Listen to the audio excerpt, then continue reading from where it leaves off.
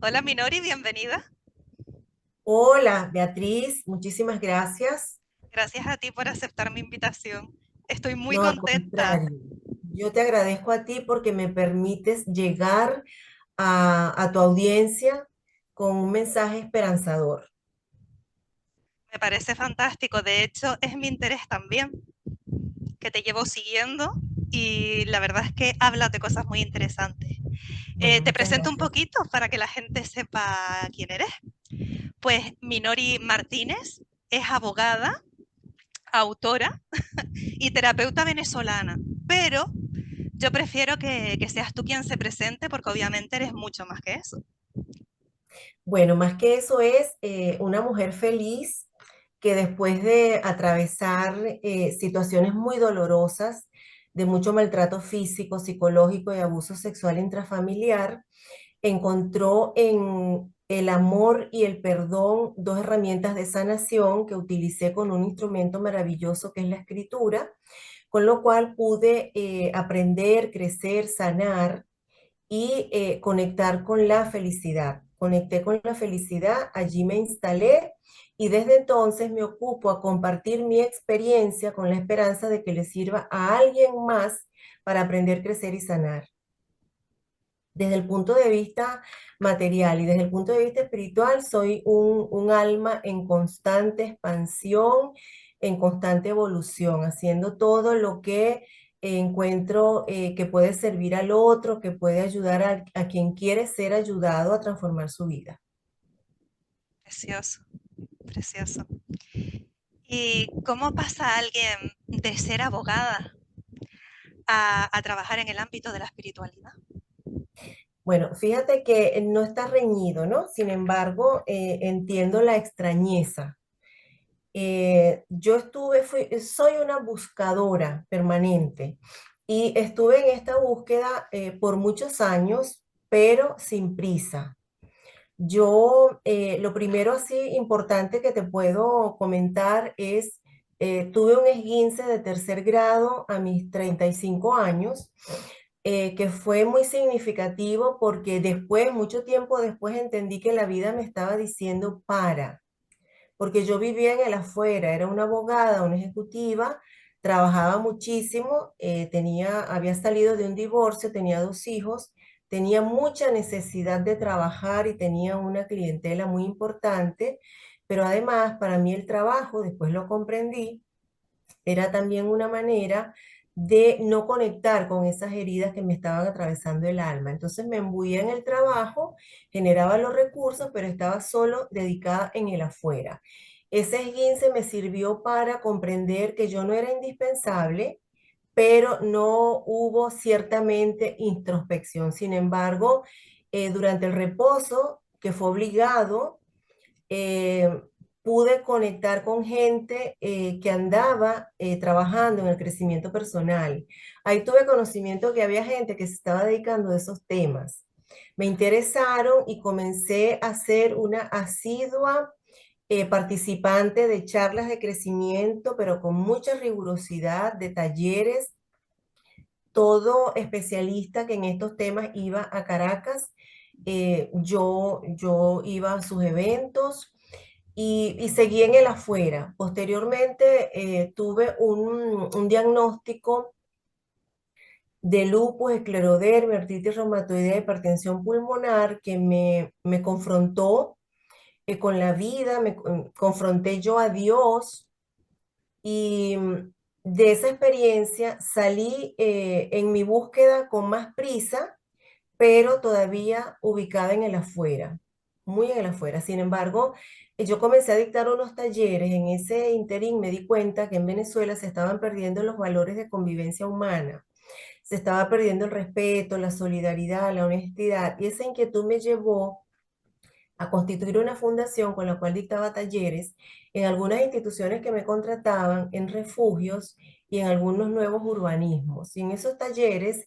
la columna vertebral era mandato de Jesús que decía, ama a tu prójimo como a ti mismo. Esa era la columna vertebral de mi trabajo. Elaboré dos talleres maravilloso por los resultados que obtuve. Uno era centrado en los valores de convivencia humana y el otro en relaciones. Sin embargo, yo de ese trabajo de psiconeuroinmunología salí con mucha necesidad de más conocimiento porque allí, si bien no había título de nada que tuviese que ver con espiritualidad, trabajamos mucho los temas espirituales. Incluso allí se habló, por primera vez en mi vida escuché hablar de experiencias cercanas a la muerte y también el trabajo terminó con una misa en la cual hubo mucha gratitud de los 11 impacientes, que así nos llamaron, que éramos personas con enfermedades raras, de los 11 médicos de formación y de los especialistas que estaban allí acompañándonos en ese proceso. Pero años más tarde, yo tuve una experiencia extrasensorial acá en Montevideo que sí fue significativa en cuanto a digamos, mi despertar espiritual. Yo durante toda mi vida estuve abordada por seres espirituales, básicamente del bajo astral, porque eran seres que me hacían mucha maldad. Y en esa ocasión, esta experiencia, yo me caí, una caída que para mí duró una eternidad.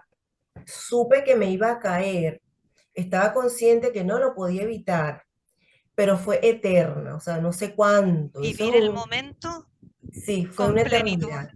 Sí. Entonces yo sentí cuando iba cayendo que alguien tomó mi cabeza, mi pelo por detrás, me tiró la cabeza hacia atrás y me estrelló con el pavimento. Ahí tuve una lesión que no he resuelto todavía de 5 puntos, desviación del tabique que me genera un problema respiratorio. Y de allí sí, ahí, esa experiencia sí me hizo el clic que yo necesitaba, porque yo dije, me dije a mí, tiene que haber algo diferente, tiene que haber algo de todo lo que yo había hecho, tiene que haber algo que me ayude a salir de aquí, porque ya estaba de verdad cansada con todas las experiencias y básicamente porque no entendía, porque no las valoraba en su justa dimensión, estaba muy cansada de ello. Y ahí, en un reposo también obligado, porque el traumatismo fue fuerte, yo comencé mi búsqueda en internet de todo lo que me pudiera acercar a lo que se llamaba espiritualidad y básicamente a las enseñanzas de Jesús, distintas a las que había aprendido en las iglesias, a los dogmas y a las enseñanzas tergiversadas que nos habían enseñado en las iglesias. Yo fui a varias, pasé muchos años buscando a Dios en los templos. Y ahí conecté con un argentino maravilloso que se llama Claudio María Domínguez, del cual aprendí muchísimo, que tiene mucha experiencia, un bagaje amplísimo en estos temas. Y también con Emilio Carrillo, compatriota tuyo, que lo amo, que lo respeto, que es un investigador y se ha dedicado a compartir su experiencia y las enseñanzas de Jesús, básicamente. Los seguía a ellos y a otros muchos tantos que hablaban de estos temas, aprendía muchísimo, estaba muy contenta, pero para mí no era suficiente. Yo quería saber de las enseñanzas de Jesús. Y ahí fue cuando conecté con la obra de Cristo. Eso era lo que yo andaba buscando. Sigo estudiando con Emilio Carrillo, pero también sigo estudiando la obra de Cristo, que empezamos el año pasado, ya tenemos un poquito más de un año, y que ha sido maravilloso porque son las enseñanzas de Jesús sin traducción, en castellano puro, como yo digo, como para gorila chiquito, o sea, bien entendible, y lo más importante es que aprendemos y practicamos. Y en esa práctica de amor sí siento que conecté con mi despertar espiritual. Me parece maravilloso porque de hecho esa era una de las preguntas que te iba a realizar sobre la obra de Cristo Podemos y ahondar. cómo había influido sobre ti y si te considerabas mensajera de la luz porque se supone que estamos ahora en una nueva humanidad y no se está, digamos, expandiendo esto por casualidad, sino que todo tiene una razón de ser, como que estaba escrito y que es el momento ahora de que se expanda ese conocimiento. Sí, fíjate que em, para mí, o sea, yo no me considero mensajera de la luz, yo me considero una estudiante muy disciplinada, una buscadora, podemos decir que un proyecto de misionera de la obra, pero estoy en ese camino, lejísimo, pero con mucha voluntad, con muchas ganas y segura de que estoy en el camino. La obra de Cristo ha sido determinante en mi vida por lo que te digo que no solo es estudiar y practicar. Entonces, a través de la obra, yo he aprendido, por ejemplo, a ver en cada hermano, a ver a cada persona con la que contacto como hermano, pero además a ver en ese hermano a través de sus ojos su alma. Entonces, ya no me interesa ver su físico, ya no me interesa ver su cuerpo, ya no me interesa ver su vestimenta, ya no me interesa ver sus bienes, de dónde viene, sé que venimos del mismo Padre y eso me es suficiente. Entonces, comenzar a practicar la fraternidad, que no es que soy el dechado de la práctica de la fraternidad, pero estoy dando mis pasos, ¿no? Con esos seres excluidos, los miserables, que uno contacta con eso, pues sales a la calle y consigues en todas las esquinas poder conectar con ese ser sabiendo que es mi hermano porque es hijo del mismo ser superior, es, es ganancia, es muy importante. Poder cultivar la gratitud también con esos seres, poder cultivar el amor desde esa enseñanza inspiradora que obtuve yo cuando empecé a elaborar los talleres de estos que te digo de formación y de relaciones. Un día me senté y le pregunté a Jesús qué es el amor. Y para ser honesta, le pregunté a Jesús con qué se come el amor. Porque todos hablamos de amor, ajá, pero ¿y qué es el amor? Y me vino con inspiración que el amor es acción, que son acciones de gratitud, solidaridad, compasión y servicio. ¿Cómo yo materializo el amor en ti? A través de estas acciones, porque no es solamente lo amo, ajá, pero ¿cómo se hace carne? ¿Cómo se materializa? Cuando yo soy agradecida contigo, solidaria, compasiva y servicial, lo cual tengo que hacer primero conmigo, porque ahí está el mandato de Jesús. Ama a tu prójimo como a ti mismo. La medida es el amor hacia mí. Entonces, cultivar el amor desde ese espacio, ir practicando todas las leyes, porque hay muchas leyes espirituales que las habíamos, en mi caso, las había aprendido erróneamente y saber su verdadero significado y poder practicarlas en el día a día, porque esta es una práctica constante, permanente, eso es beneficio, logro de haber encontrado la obra de Cristo. Creo que entiendo el punto, porque es verdad que bueno, por lo menos la iglesia que yo conozco, ¿no? La católica, es cierto que los mensajes que se transmiten en sí son bonitos, es innegable, pero las iglesias se llenan de personas que se creen que ya son como buenas personas, buenos creyentes y fieles a Cristo, simplemente por estar allí una hora, un día a la semana, y después no se comportan realmente como cristianos en el día a día. En cambio aquí Exacto, estás puntualizando la importancia de la acción y además como algo que es una sabiduría que te nació del interior, reflexionando, meditando, que bueno, que realmente son los mensajes que valen la pena, ¿no? Porque la espiritualidad es algo muy personal, que cada uno recibe los mensajes y lo vive a su manera. Pero estoy absolutamente de acuerdo con el mensaje, que no se trata de decir, sino de hacer. exactamente. Y además Eso es la lo, importancia de tratar bien a todos los seres humanos, incluso a aquellos que uno sigue de largo en la calle y no les presta ni atención, y que son personas como cualquiera de nosotros, con sus y a todos padres, los con su seres vida. vivos, a todos los seres vivos. Te cuento que yo me he reconciliado con los gatos y con los perros. Yo crecí en un ambiente donde los perros eran un bicho, cero cercanía. Y te confieso, sin vergüenza, que yo odiaba a los animales, no los soportaba. En mi casa hubo varios perros, ¿no? Así.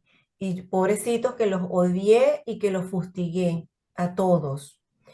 Y me reconcilié con los perros, con una perrita, empezando con una perrita que adoptó una de mis cuñadas, y yo conviviendo con ella me pareció que era un ser espectacular, o sea, un ser excepcional, y yo decía, ¿dónde pudo haber tanto desprecio de mí hacia estos seres, ¿no? Y con los gatos ni te cuento, los gatos fueron tan fustigados que yo los odiaba porque En el sitio donde yo vivía, nos tocaba en la época, cuando yo era pequeña, no había carne picada en las carnicerías, se compraba la carne y se molía.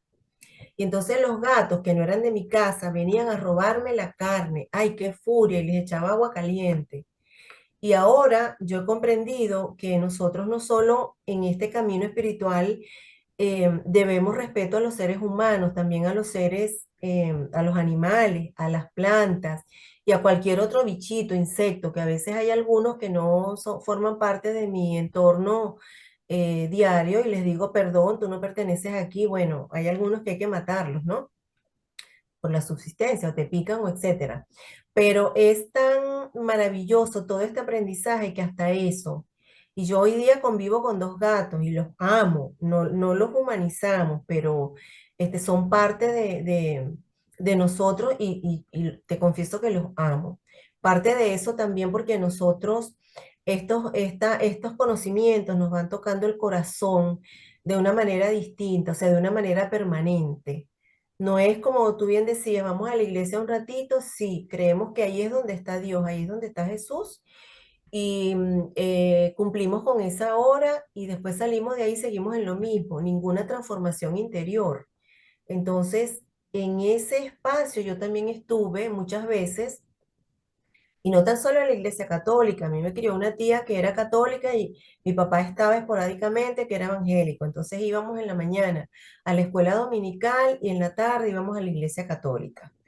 Y era, o sea, los dos espacios eran básicamente lo mismo. Y hoy día puedo decir más confusión que claridad, en realidad. Comprendo. Pues muy interesante, muy interesante.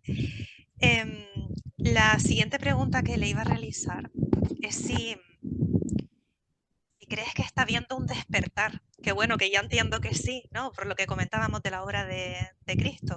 Pero la gente está más espiritual, más intuitiva también. Y de hecho está viendo un despertar de manera masiva. Por todos lados se escucha. ¿A qué se debe esto? Mira, hay gente que ya se dio cuenta que no podemos seguir viviendo solo en el afuera, que tiene que haber un equilibrio, que tu verdadero ser que habita en ti está esperando esa conexión, que lo tomes en cuenta, que mires hacia adentro. Mucha gente se ha dado cuenta que todo lo que busca afuera realmente está dentro. Cuando conectamos con nosotros mismos, vivimos buscando afuera paz, tranquilidad, serenidad, felicidad, y todo eso lo llevamos nosotros dentro, seguridad, etcétera. Vivimos pidiendo por la paz mundial sin darnos cuenta que primero tenemos que conectar con la paz interior. Y cuando tú conectas con tu paz interior y cada uno conecta con su paz interior, ahí vamos a tener paz en el mundo. Pero no es desde afuera. Y mucha gente se ha dado cuenta que también es necesario ya conectar con la generosidad, dejar de vivir en ese egoísmo de la acumulación, de querer tenerlo todo, lo material. Que lo material es necesario, pero más necesario es todas las virtudes que tú puedes acumular. Eso sí vale la pena, porque las virtudes las necesitas todas para ti y para compartir con los demás, para ayudar a la transformación de otros. Pero lo material, lo básico es suficiente. A mí hay una enseñanza de San Francisco de Asís que me parece maravillosa. Necesito poco y lo poco que necesito lo necesito poco. Y en ese camino estoy, porque uno se va llenando de cosas y llenando y llenando y llenando y llenando. Que eso es lo que es egoísmo, necesitar mucho, sin conciencia de que hay otros que necesitan todo eso que tú estás acumulando, que ni sabes que lo tienes. Hay otros seres que lo necesitan. Y sin Entonces, embargo es como un vacío, porque a menudo las personas que tienen mucho, más quieren y viven en esa insatisfacción constante del tener. En cambio, están apareciendo personas que han dejado lo material y se han sumergido en el mundo espiritual, ya han encontrado, han llenado ese hueco que tenían y se han dado cuenta de que ya lo material no es importante. porque hay gente que llena ese vacío espiritual, ese vacío emocional con cosas. Y en esto que llamamos despertar, la gente se está dando cuenta, la mayoría, que no es con eso, porque justamente siguen llenándose de eso y siguen alimentando su vacío. Entonces no es esa la vía. Y se ha dado cuenta mucha gente. Hay que tener lo necesario, lo material también es necesario, no hay que estar en un extremo ni en otro. En Occidente mucho materialismo, en Oriente solo espiritualismo. No, las dos cosas juntas, pero en equilibrio. Armonía. Y bueno, em, en tu caso, viviste en primera persona una SM, una experiencia cercana a la muerte en el año 89. Em, ¿Qué viviste en esa experiencia que te transformó profundamente? Mira, seguramente que sí, pero no lo valoré en su justa dimensión. Para mí, viví la experiencia, fue extraordinaria, pero no se conversaba entonces de esos temas. Yo quise, le expliqué a mi esposo entonces que me había pasado algo extraño y como estaban todos muy temerosos de la consecuencia de mi primera cesárea, que había sido muy dolorosa, muy traumática, no me dejaban hablar. Entonces, no hables, no hables, no hables. Unos días después le comenté a una cuñada y me dijo, no, eso es consecuencia de la anestesia. Y bueno, ahí yo me quedé con eso. Te confieso que la primera vez que hablé del tema fue en este trabajo de psiconeuroinmunología para enfermedades raras que se tocó el tema.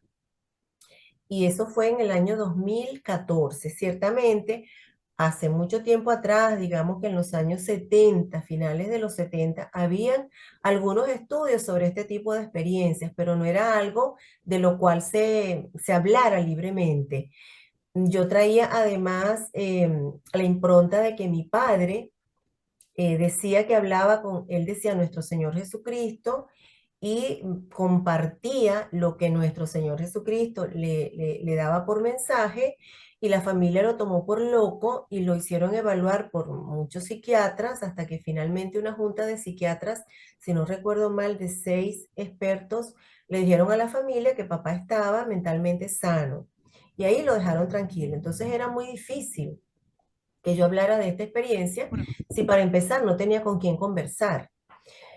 Sin embargo, en ese trabajo de psiconeuroinmunología que se habló de estas experiencias, que tuve conciencia que la mía había sido una experiencia cercana a la muerte, por lo que me había comentado mi esposo hacía un montón de años atrás, eh, él me dijo que el doctor le había comentado a él que en virtud de la experiencia que tuve en la cesárea anterior, mi cuerpo no aceptó la anestesia. Entonces me tuvieron que hacer la cesárea con la anestesia que había recibido, pero a cuerpo despierto, ¿no? Y fue muy traumática, muy dolorosa y tuve un paro cardiorrespiratorio. Yo sí recordaba que en la experiencia en el quirófano, cuando me llevaron en la camilla al quirófano, el quirófano estaba preparado con toda la indumentaria, pero en algún momento del trabajo yo sentí que no podía respirar. Y cuando se dieron cuenta que ya no me podían dar más anestesia, sí trajeron unos equipos nuevos, que me imagino que eran los que necesitan para sacar un paciente de un shock de esa naturaleza, ¿no? Yo dije, en un momento dije, siento que me voy, y una doctora dijo, se nos fue, y yo decía todavía, no, yo estoy aquí, evidentemente no estaba en mi cuerpo, y todo lo que yo hacía, yo movía mis manos, movía mis pies, desde mi conciencia, evidentemente no se movían, y yo veía desde el techo, pero más arriba del techo, mi cuerpo que estaba ahí inerte y veía todo lo que pasaba en el quirófano. Y en un momento me encuentro en una cápsula que iba como, no era de manera vertical ni exactamente horizontal, iba en diagonal subiendo. Era un ambiente muy cálido, un ambiente divino, un lugar donde yo por primera vez experimenté el amor incondicional. Porque el amor incondicional es el que tú recibes o sientes sin hacer nada, como el que recibió Jesús por haber nacido. Y en el transcurrir de la vida tú vas recibiendo afecto por algo que haces. Mis hijos, por ejemplo, me aman porque les di la vida, los traje y se generó un vínculo, que es lo más cercano que uno tiene.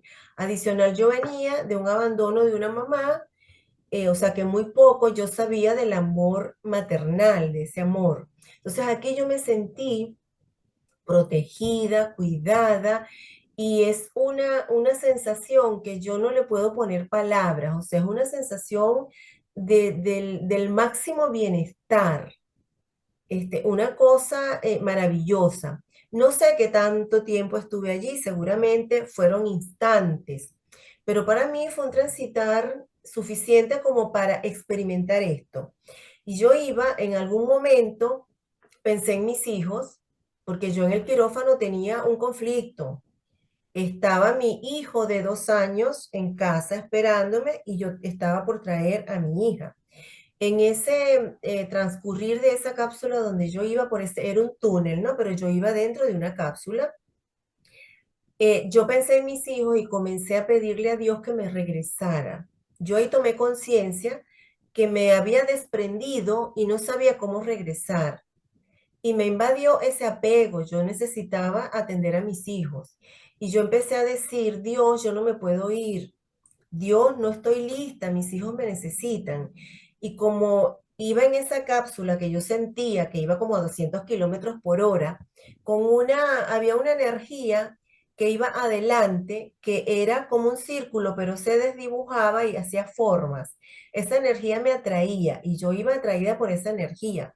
No sabía cómo regresar, pero yo necesitaba regresar.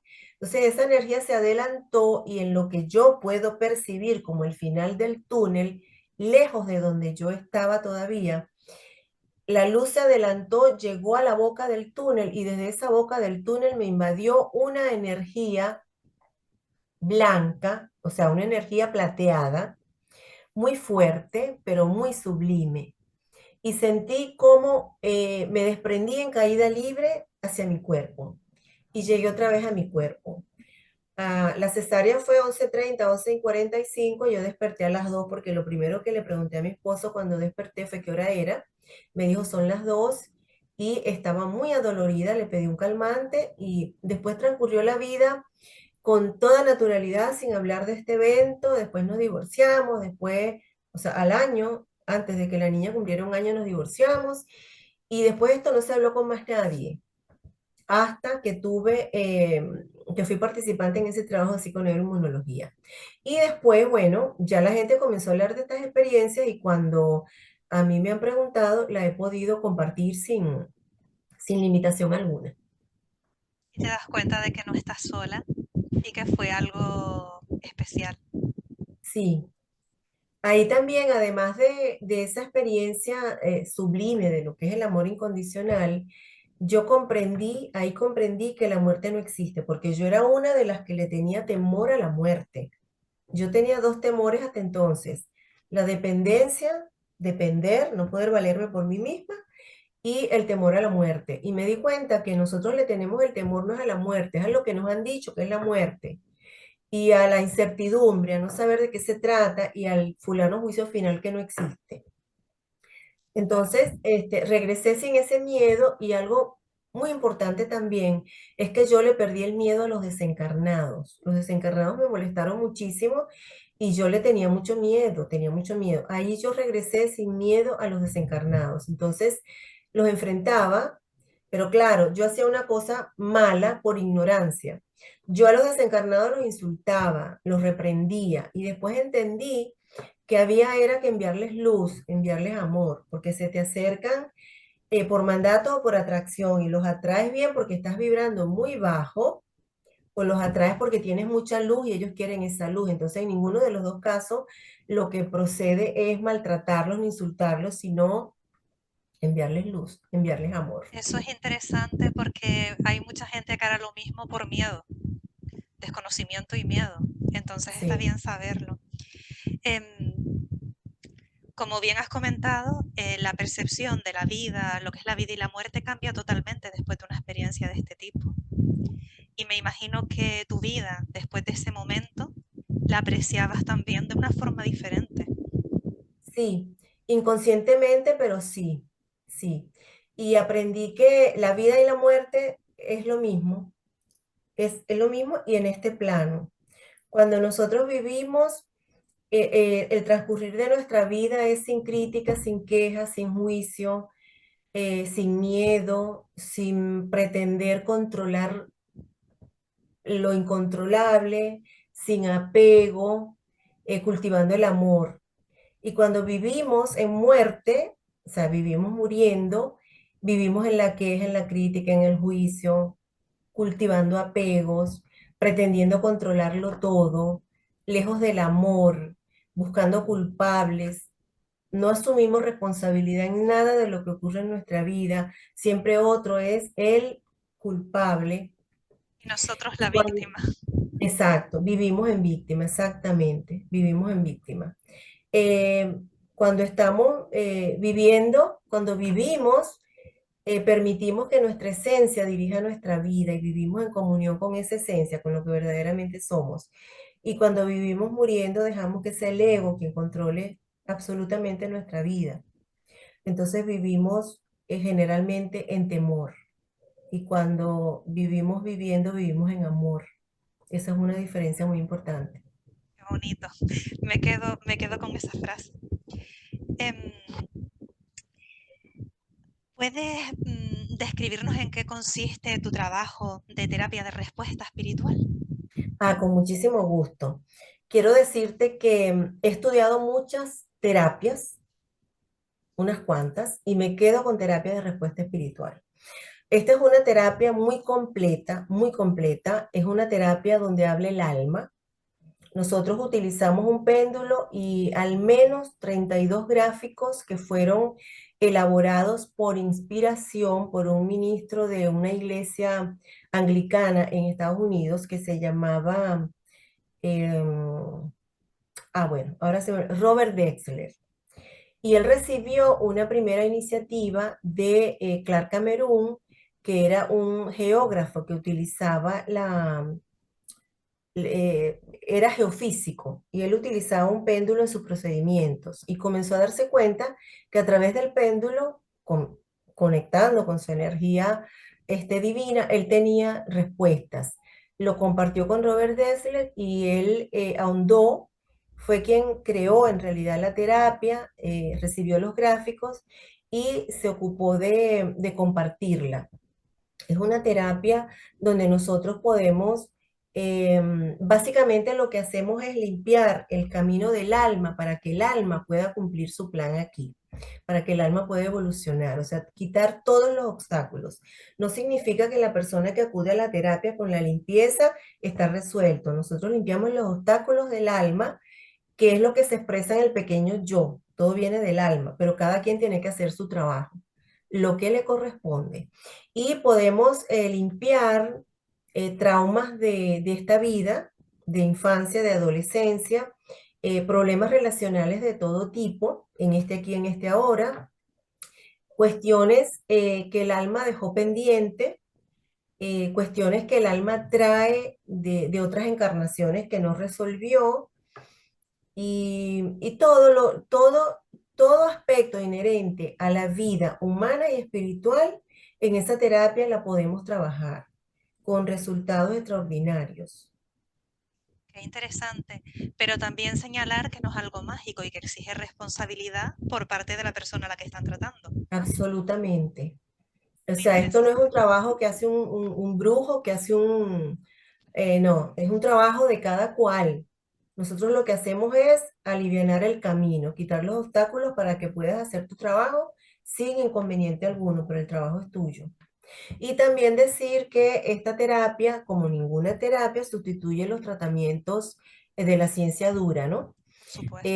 Lo que yo he conseguido en terapia de respuesta espiritual en relación con las enfermedades, dos aspectos importantes de comentar. Uno, hay enfermedades que tienen un componente espiritual, un componente emocional y un componente orgánico. Y hay enfermedades que tienen un componente emocional y un componente orgánico.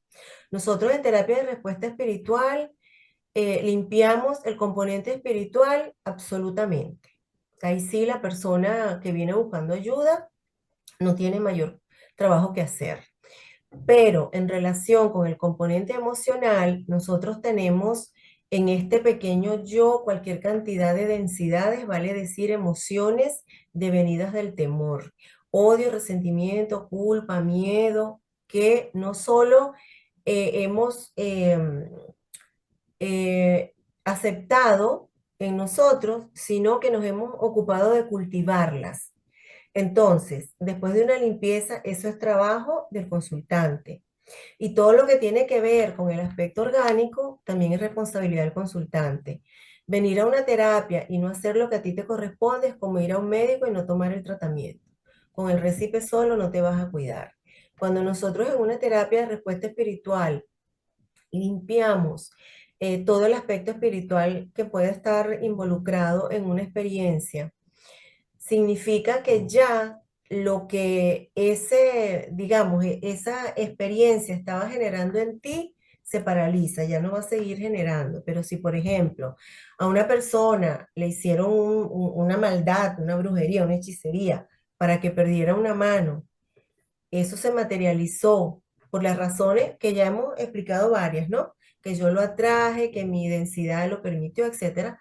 Esa persona pierde una mano y no por hacer la terapia, la mano va a crecer. Claro, no va a recuperarla. Perdiste la mano y necesitas ayuda psicológica seguramente y vas a necesitar ayuda para tramitar todo lo que tiene que ver orgánicamente con la ciencia médica, con la ciencia dura. ¿Y cómo saber que la persona que asiste, el problema que presenta es espiritual y no de otra índole? Eso nos lo dice la terapia. Se lo Oh, preguntamos a yo superior, que no había dicho. Este trabajo lo orienta yo superior, mi yo superior y el yo superior del consultante con unos comités de yo superior.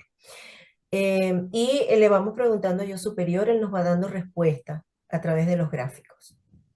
Entonces, yo, por ejemplo, interesante. en mis terapias, lo primero que investigo es si esa persona tiene bajo astral.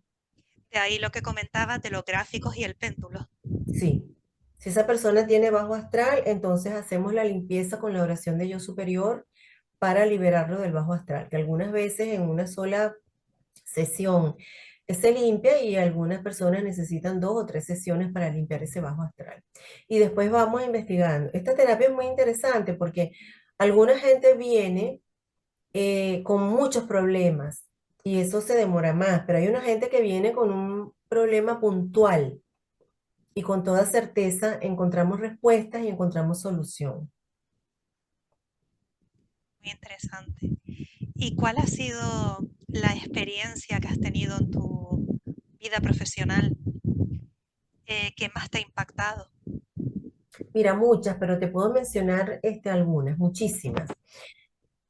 Algunas de las que me han impactado a mí y que son experiencias inolvidables que quiero muchísimo. Me visitó una muchacha jovencita tan bonita como tú, con una parálisis facial. Tenía este medio lado paralizado hasta el cuello. Había hecho muchos tratamientos médicos, por supuesto, y seguía igual, ¿no? Eh, una cosa que vale aclarar es que desde afuera nos pueden curar, pero la sanación es interna. Solo yo me puedo sanar. Me ponen parchecitos, me pueden dar calmantes, cura, pero no sanación. Entonces, esta persona estaba siendo curada con la ciencia médica y seguía igual. Nosotros en la investigación encontramos que ella se había dado cuenta que su papá era infiel y su mamá era infiel. O sea, los dos eran infieles. Y ella estaba cargando con esa vergüenza. Ella se había tomado eso como tenía mucha culpa también. Ella se sentía culpable, pero ella estaba cargando esa vergüenza. Y esa vergüenza que ella sentía, como si fuese ella la que estaba siendo infiel, le generó esa parálisis. Entonces, eso primero investigamos cuál es la causa de la parálisis, yo superior nos orienta, y luego validamos con esta persona, si ella no lo hubiese sabido, lo hubiese validado con sus papás y lo validamos con yo superior también. Ella fue a una sola, o sea, vino a una sola sesión y su cara volvió a la naturalidad, la recuperó. Ella recuperó su apariencia. Ese fue un caso bien impactante. Te puedo comentar otro de un joven que me visitó porque tenía todas las parejas que había tenido hasta ahora, no eran mujeres con las cualidades que él esperaba encontrar. La primera pareja era una muchacha muy violenta que rompía cosas. Cuando se enojaba, rompía sillas, rompía cosas, ¿no? Bueno, esa relación terminó. Después se involucró con otra que tenía la autoestima por el piso. Era una muchacha que se sentía niñita siempre, muy inmadura.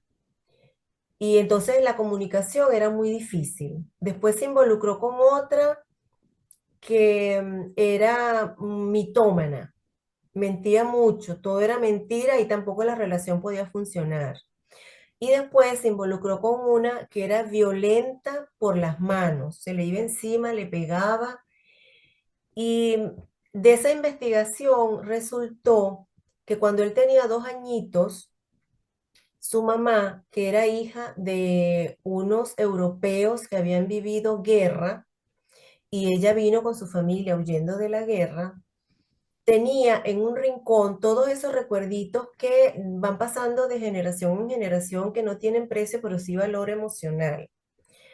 Ella tenía su rinconcito y el niñito estaba jugando allí. No había nada que se pudiera romper, eran cosas más que todo de hierro, cosas así. El niñito estaba jugando allí y ella pasó, mientras ella limpiaba, ella pasó y le dijo, no juegues allí, juega con tus juguetes. Y él siguió jugando allí. En una de esas pasadas, ella observó que había un adorno que no estaba y enfureció de tal manera que se salió de control y lo maltrató brutalmente. Entonces, él venía con un programa, se llaman así en terapia de respuesta espiritual, todas esas experiencias que nosotros no resolvemos y que nos quedamos con la emoción generada en el momento de la experiencia, en un nivel vibracional que le imprimimos a esa emoción, es lo que llamamos programas.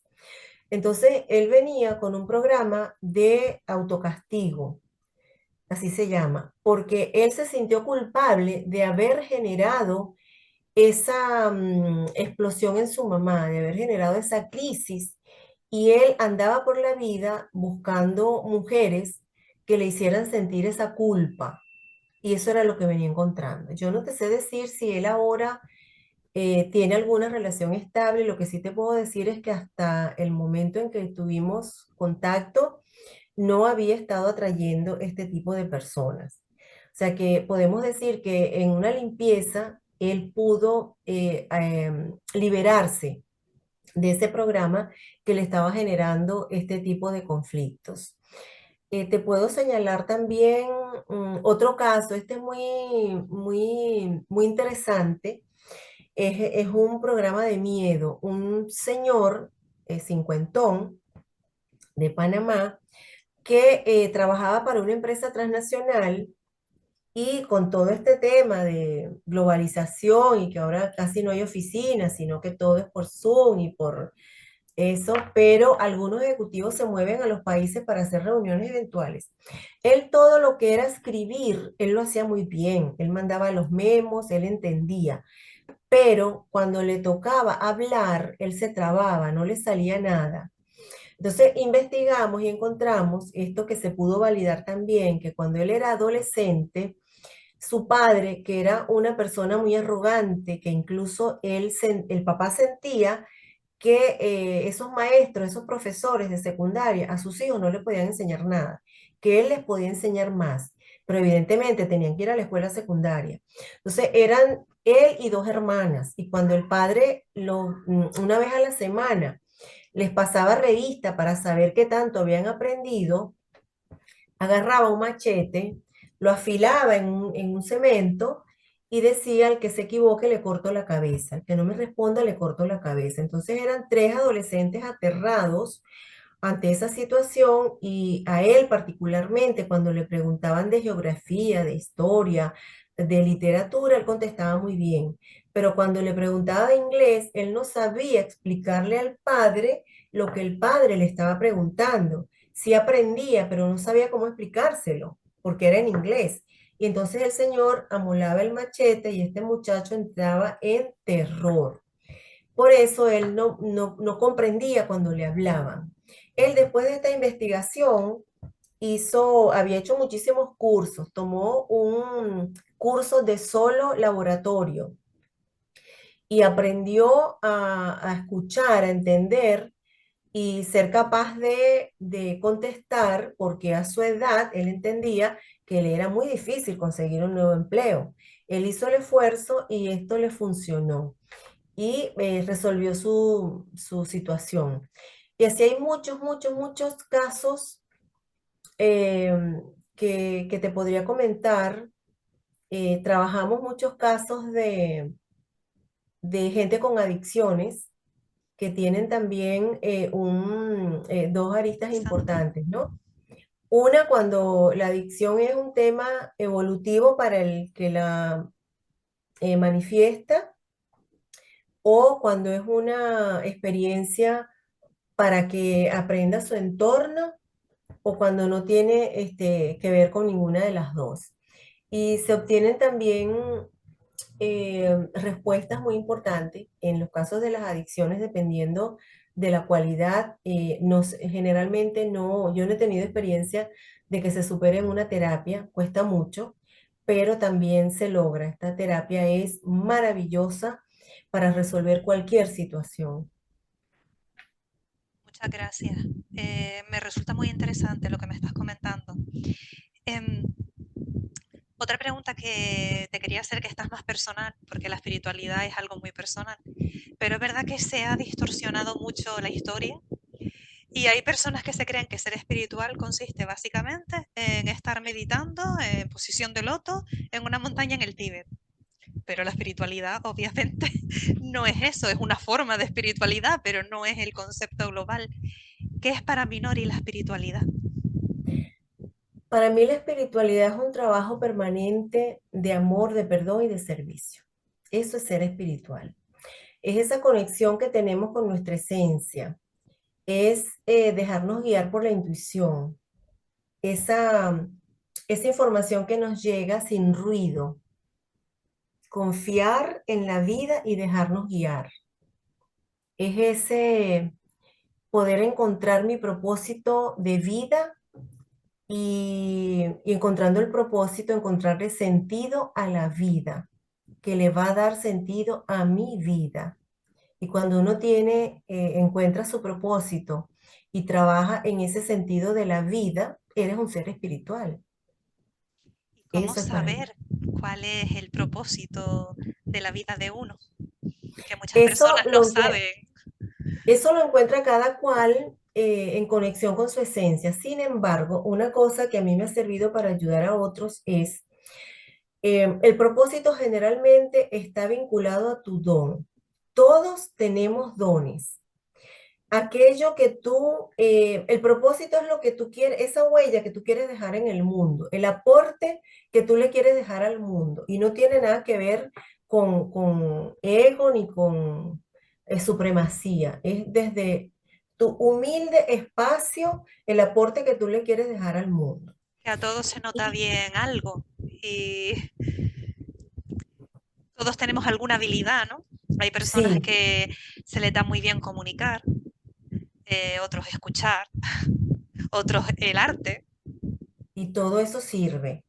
Entonces, cuando tú encuentras tu don, que es aquello que a ti te permite estar horas y no sientes necesidad ni de levantarte para ir al baño y te desprendes de eso que estás haciendo porque, bueno, hay algún momento que tienes que parar. Eso que tú harías eternamente sin sentir que el tiempo pasa, eso que tú harías por el placer de hacerlo, no importa si no te pagan, ese es tu don. Y tu propósito generalmente está unido a tu don. Entonces, cuando tú encuentras tu propósito, eso que tú quieres hacer para hacer un aporte a la humanidad, por muy ínfimo que sea, tú vas a empezar a hacer actividades en pro de ese don. Todo lo que tú vas a hacer en pro de ese propósito, todo lo que tú vas a hacer utilizando tu don para lograr ese propósito es lo que es el sentido de la vida. Y cuando tú encuentras eso, todas esas tareitas que te vas a ir poniendo, es lo que te va a impulsar a ti a ser capaz de salir de tu cama todos los días en vez de ay, qué horrible tener que levantarme con un buen día, feliz día, Algo que te sol, ilusiona. con entusiasmo, con alegría. Entonces, por ahí va. Muy bien. Pues quería hacerte una pregunta respecto a algo que mencionaste al principio de la entrevista, que es de qué forma podemos protegernos de influencias negativas. Tú misma has comentado que pasaste terror o miedo, o vamos a decir, incomodidad, en momentos de tu vida en los que te sentías atacada o molestada por seres del bajo astral, que eran las experiencias con las que comenzaste, ¿no? Que me imagino que eso puede tener también que ver con las propias experiencias de la vida, el nivel de vibración y demás. Pero es verdad que hay mucha gente que vive con miedo porque tienen esas experiencias negativas o se sienten de alguna manera afectados por entidades. ¿Cómo protegerse de algo así? Fíjate lo que yo he experimentado. Em, la única manera de que esos seres del bajo astral no nos ataquen ni por mandato ni por atracción es que nosotros aumentemos nuestra vibración.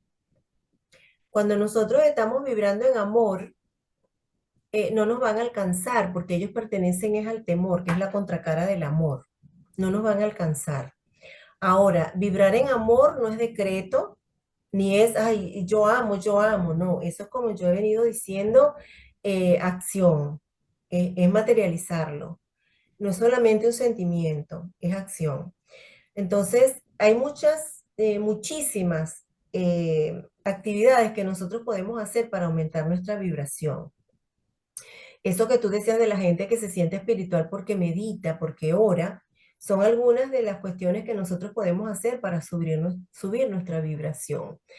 Orar es hablar con el Padre, pero no siempre colgado del Padre pidiéndole, agradeciéndole por lo que tenemos y agradeciendo eso que nosotros vamos a pedir.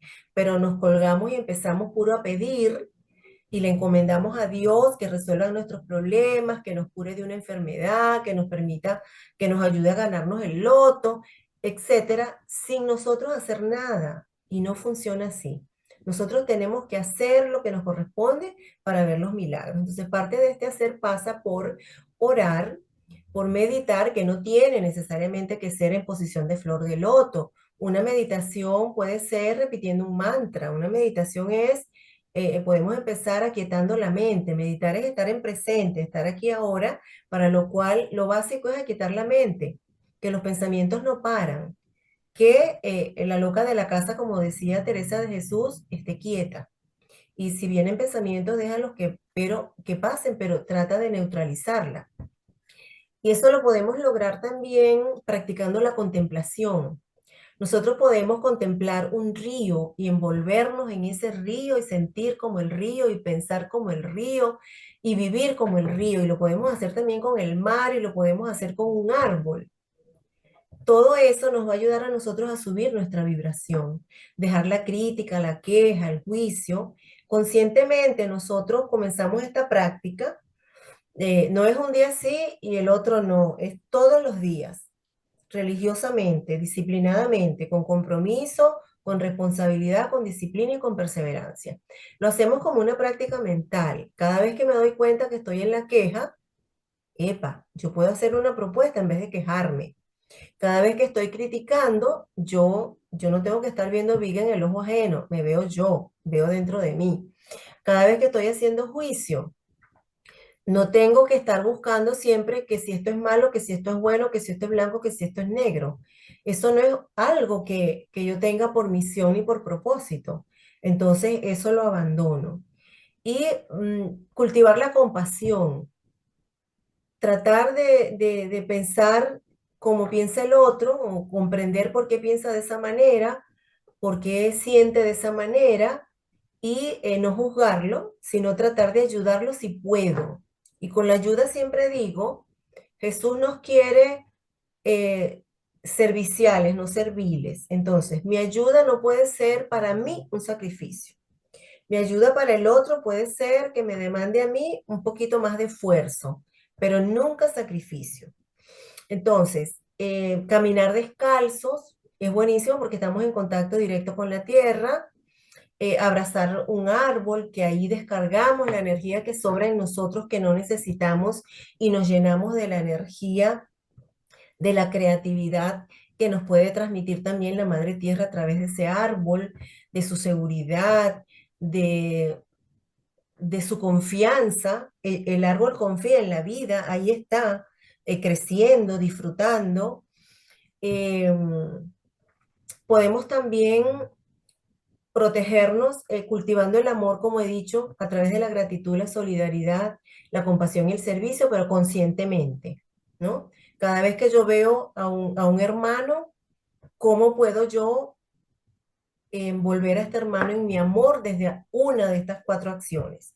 Y así vamos, en un paso a paso, no tenemos que hacerlo todo a la vez, no es una feria espiritual, es un paso a paso de cuestiones que yo puedo ir transformando en mí y que eso sin duda va a influir en la transformación del otro porque todos somos uno. Entonces, en la medida en que yo me transformo, puedo impactar a otro y ese otro a otro, y así podemos llegar a hacer transformaciones en el planeta y en el mundo. Claro, pero la gente tiene que entender que como cualquier otra habilidad, pues requiere de práctica, que esto no es fácil, cambiar los patrones de un día a otro no es una tarea fácil, pero que la práctica es el maestro. Y Entonces, pasa por intentando una esto, elección. como O sea, cuando te la cuestión, sacas el carnet de conducir, que al principio que si el espejo, que si, pues en un primer momento será así, estarás alerta constantemente, pero te saldrá natural con el tiempo.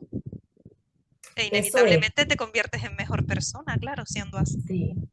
Y dejar de estar en el afuera. Es que pasamos demasiado tiempo en el afuera, viendo lo que el otro hizo, lo que dijo, lo que no me dijo, lo que no me dio, la que me debe, la que le voy a cobrar, la revancha, la venganza, cómo actuó, esperando del otro lo que yo no soy capaz de darme.